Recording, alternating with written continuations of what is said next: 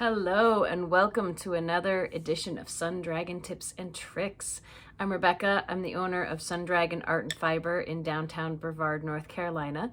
It's Monday, so I'm at my house once again. I took last Monday off, and thank y'all for bearing with me on that. I tried to take most of this weekend off too, but I'm back at it today.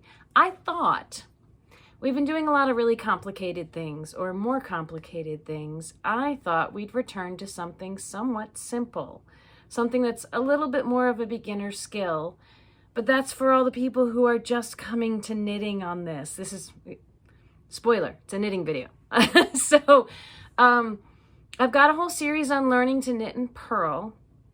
And one of the things you may graduate from those videos to wanting to do is something called ribbing. This is an example of ribbing. It's where you're changing from knitting to purling back and forth. It can give you something very stretchy, very nice. It's often used for cuffs and brims, cuffs of sleeves, brims of hats.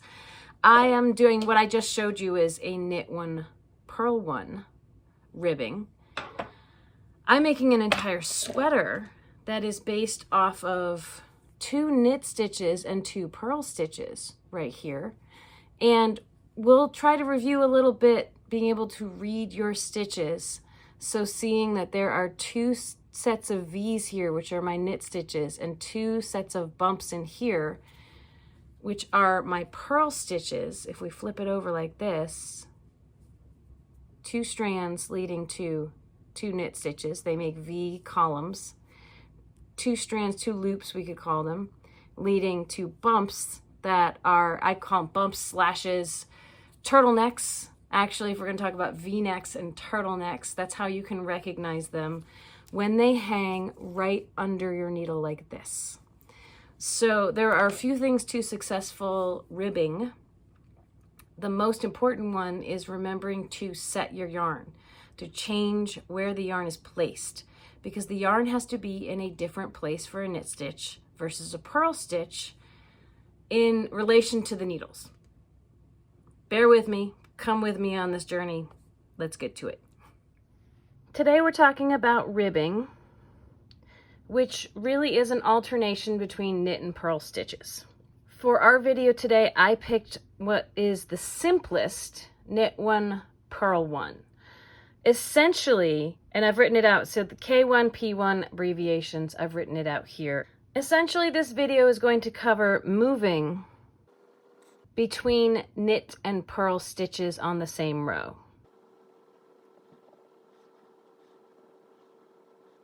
So in instructions, you might see something that says something similar to this: knit one, purl one, repeat between the stars, which means you hit here, you return back, and you do it again until you reach the end of the row. Sometimes they'll only put an asterisk at the beginning and say knit one, asterisk, knit one, purl one, repeat from asterisk, something like that.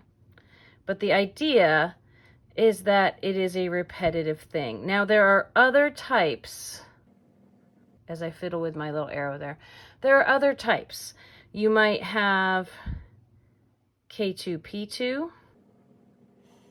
One of my favorites is K3, knit 3, purl 1, because it gives you the elasticity, having that purl stitch in there for a cuff of a sock, but you can still see any patterns that might be happening with your yarn on your knits. So here's my most important tip for success. You need to set the working yarn before any change in stitch, like going from a knit to a purl or a purl to a knit. So between a knit one, purl one, that happens every single stitch. Knit 2, purl 2, you knit 2, and before you purl, you need to set your working yarn in place to start purling. Now, what do I mean by that? Here's what's going on. When you knit, the yarn has to be in back, behind the needles. A disclaimer that I have drawn my pictures for English style knitting, which is holding the yarn in your right hand. But this also applies to continental knitting when you're holding the yarn in your left hand. The angle the yarn goes at may look different, but the concept is pretty much the same. There is an exception for Norwegian purling. I have a video on Norwegian purling if you want to see what that voodoo magic awesomeness is all about.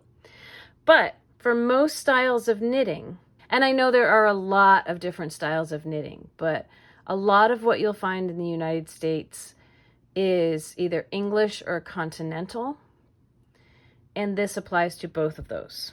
When you knit, the yarn is in back or behind the needles. When you purl, your yarn is in front, if we want to try to put that in smaller language, before the needles. Closer to you.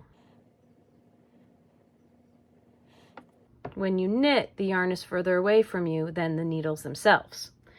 You need to move your yarn between the needles to set in place before any stitch you make, if there's a different stitch. This will avoid adding stitches, which happen by yarn overs. It also keeps your stitches consistent. It keeps the stitch consistency, even though you may feel like you're doing all this extra work and something extra is going to happen. No, when you go between the needles, and we'll show you in pictures and do it in words, when you just move it between the needles, it actually keeps everything in place. It's really great. Guess what? If you forget to do this, there is a solution. It may mean that your stitches are a little bit looser if you don't back out your work. But if you don't want to back out your work, you don't have to. On the next row, you let the added yarn over, I mentioned that up here. You just let that drop off your left needle and continue. The added stitch, which will look different, the added yarn over will be slanted. You just push that off the needle, you subtract it, basically, and you keep going. Now, the extra yarn over will have added extra yarn to that area, so your stitch there may be a little bit looser, but it really depends on what Liz and I call your I don't care bar. If that is going to bug you, back out the row. If it's not going to bug you, keep going. It'll settle in place. That'll be a slightly looser area. Let's take a look at what is happening with this ribbing. So here are a bunch of stitches on my left needle ready to be knit or purled. This is knit one, purl one ribbing, because if you look at what is underneath these loops, we have V-necks, and we have what I call turtlenecks, or slashes. V's and slashes are bumps.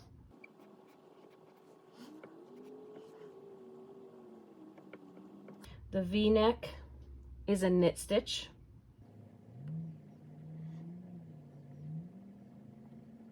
The turtleneck is a purl.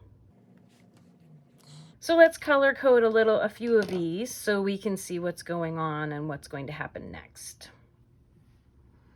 I'm going to make the knit stitches green or variants of green. So again, we have these V's or these hearts underneath. I'm only doing the strand, the loop that's on the needle, and the V directly underneath. And so they stand out a little bit. Let's make our purl stitches purple. So again, there's that little turtleneck. And that is often how ribbing will look. The V's will look popped out. The V's or the knit stitches will look popped out. The purl stitches will look recessed. So let's move on to what I mean by moving your yarn between the needles. Here is our first example. I did not draw out how to do knit and purl stitches here. I have other videos for that. Go check them out. But let's take a look. If we follow the colors from up here, we have just done another knit stitch. And when we finish the knit stitch, we've added another green guy on top of that. Let's make our working yarn a completely different color so we can keep track of it. Let's make him orange for right now. We'll see if this works. When we finish this stitch, the yarn isn't back. The needles are in front. The yarn is behind the needles because that is the correct place for the yarn to be when you do a knit stitch. Now the next thing coming up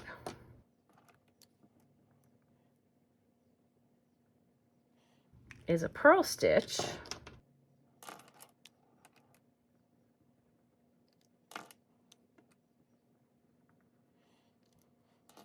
The yarn needs to be in front for that stitch to go correctly.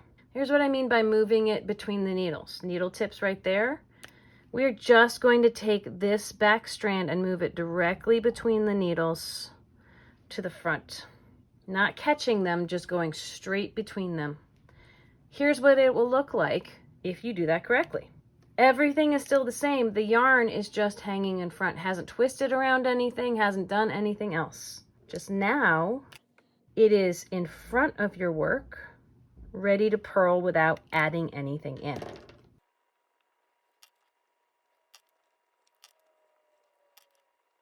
So it's all ready to go. From a knit to a purl stitch, you move the yarn forward, ready to go. After you complete that stitch, remember I'm keeping our knit and purl columns the same colors. I'm just highlighting where the yarn is. So from this guy, after you do that purl stitch, you'll have an added purl stitch on the right side, and you'll be getting ready to knit.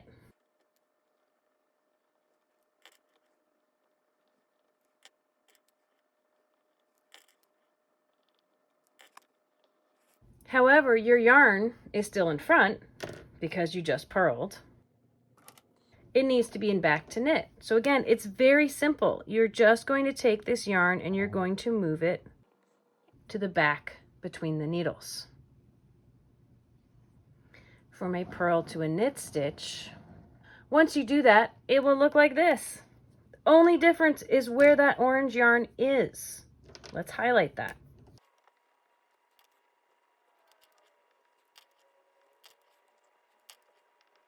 So now that you've moved the yarn to the back, everything looks the same, but the yarn is behind the needles. It is ready to go ahead and do its magic, what it's supposed to do when you knit that stitch. The process would then repeat. You finish a knit stitch, you got to move your yarn to the front so you can purl. Once you've purled, then you have to move your yarn to the back so you can knit again. And the process repeats. Now, what does it look like if you forget?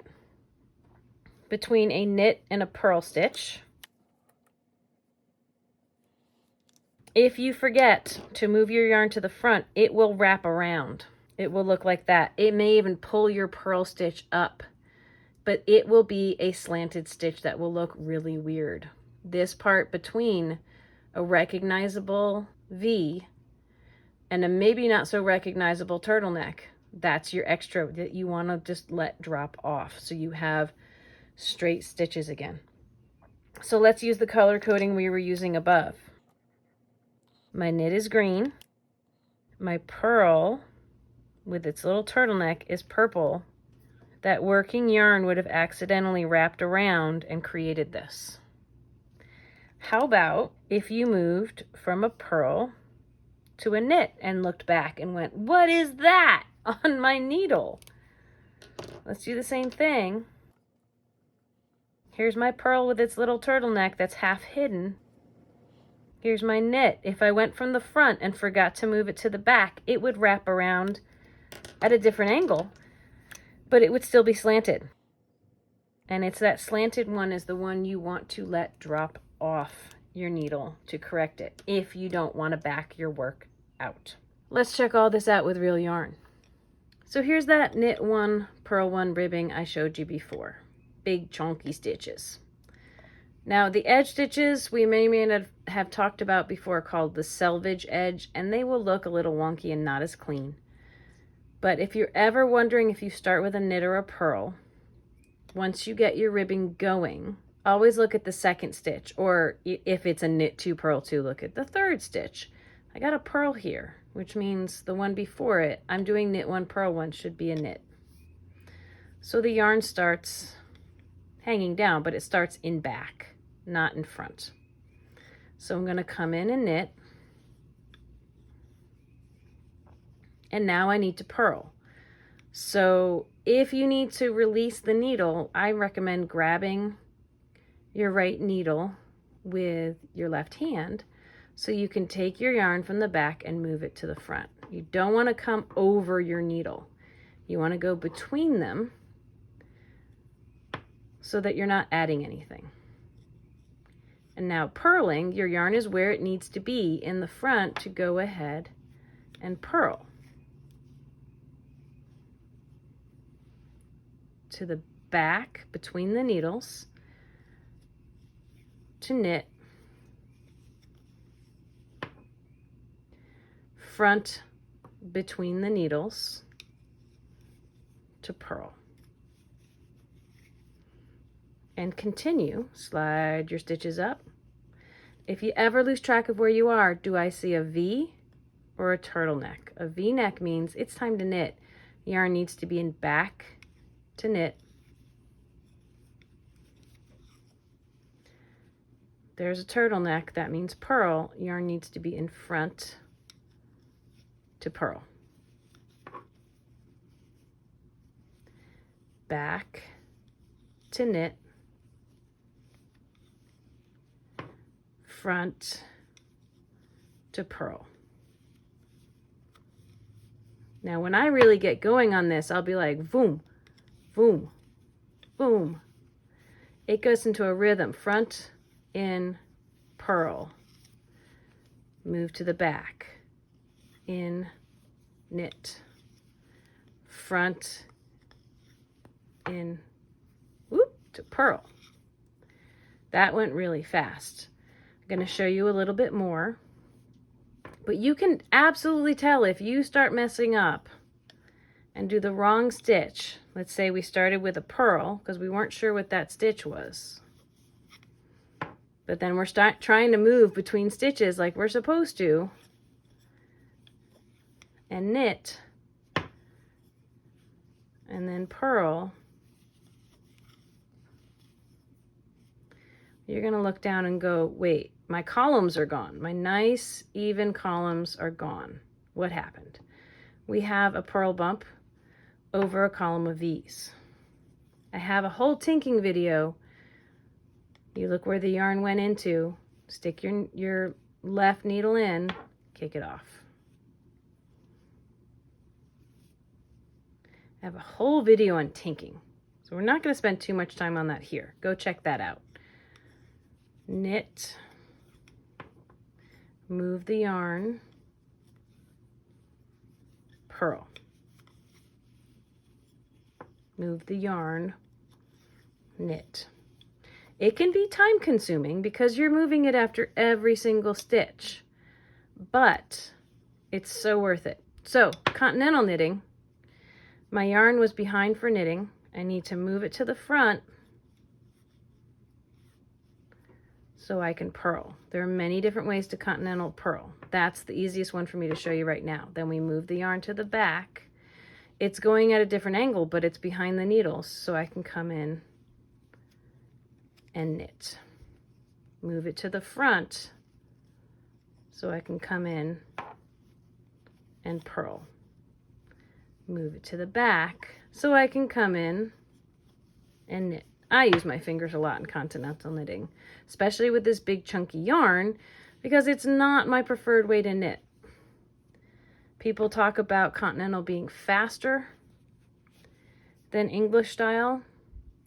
I'm just a really fast English knitter. I'll try not to go faster in this video though. So I move the yarn to the front so I can purl, and to the back, straight between the needles so I can knit.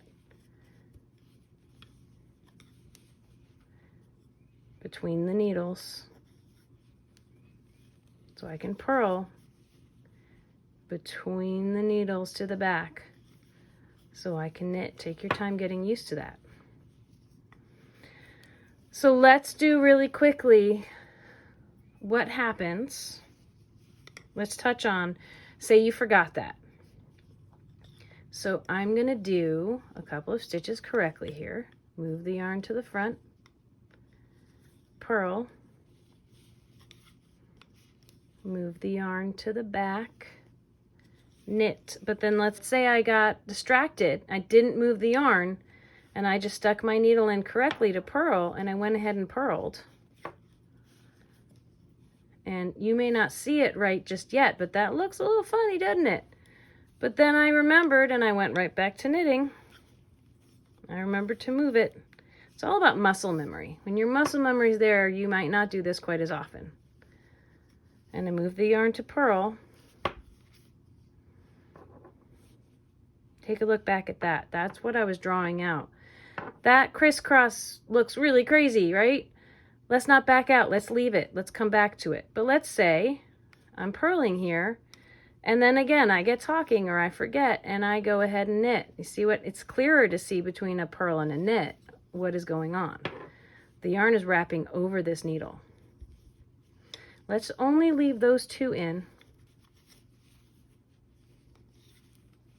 and continue our row. Knit, move the yarn to the front, purl, move the yarn to the back. My short needles are clacking on the table. Knit, move the yarn to the front to purl. Now, we have a couple of weird spots, right? Let's go to them and practice dropping them off. Again, if your I don't care bar is lower, you can just drop them off. Front to purl, back to knit. If it really bugs you, I recommend backing out to them, but let's just see what happens. Front to purl, back to knit.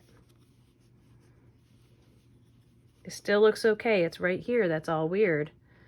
We came to the front to purl. Now if I move it to the back to knit, here's my knit stitch. This is extra. There's nothing underneath it that is a cohesive column of stitches. So I just want to bump it off. Let it settle. Knit my next stitch.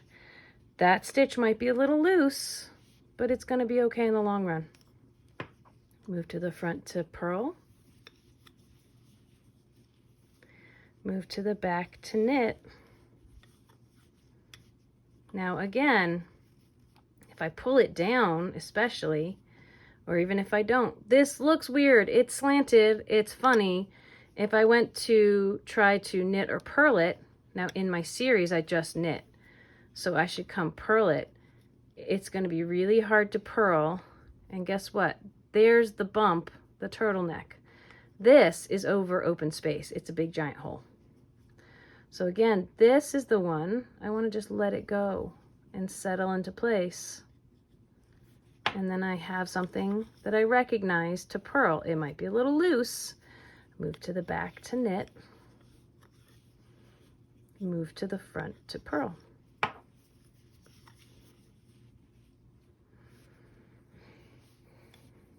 I've got a few more rows of ribbing in there from when I started this video.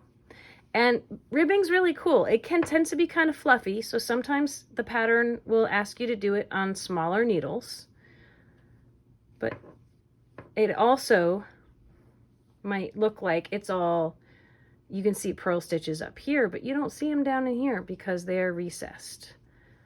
But if you purl on this, that's what makes it stretchy and fun and good for cuffs and brims.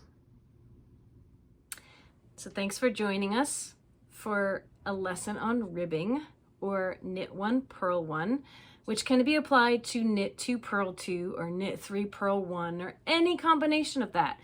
If you have knits and purls on the same row, between your knits and your purls, whenever that transition happens, remember to set your yarn in place. Remember to move it to the front to purl, to the back to knit, between your needles, just moving them between this space right here to make sure everything looks clean and you don't accidentally add stitches. Yarn overs are awesome and amazing if they're done on purpose. I actually have a whole video on yarn overs and how to correctly get them to look nice between knits and purls and knits and all those things. That's another video, and I've made it. So straight up ribbing, not adding anything in, but giving you a great stretchy look. Let me know what other things you might like to see some videos on. You can put it in the comments, or you can contact me, Rebecca, at sundragonartandfiber.com. Let me know if you like this video, give it a thumbs up. If you haven't considered subscribing, please do so. And, you know, let's keep this growing. I also highly recommend checking out the Sundragon Sideshow, which is my assistant Liz and I just gabbing about stuff we're working on, life at the shop, all that kind of stuff. We have people who know our projects better than we do. And we just hit 500 subscribers over there. This channel is getting awfully close. We're at like 480. It's ridiculous. So let's keep the momentum going. And let me know what you want to see. Even if it's something I have to teach myself to teach you, I'm happy to do it. So stay safe out there, and may your crafting be filled with joy and confidence. Bye-bye.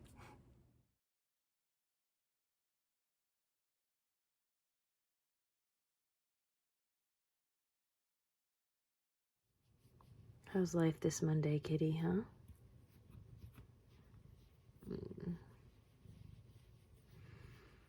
That's pretty good.